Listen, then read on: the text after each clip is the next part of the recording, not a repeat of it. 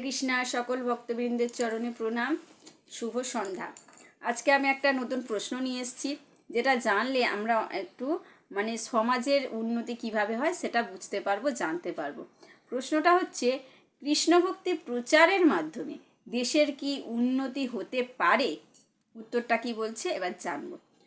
উত্তরটাই বলছে, কৃষ্ণ ভক্তি প্রচারিত হলে মানুষ নেশাচ্ছন্ন তামসিক কিংবা উগ্র রাজসিক ভাবাপন্ন না হয়ে কমপক্ষে পবিত্র সাত্ত্বিক ভাবাপন্ন হয়ে সুন্দর জীবনযাপনে আগ্রহী হবে।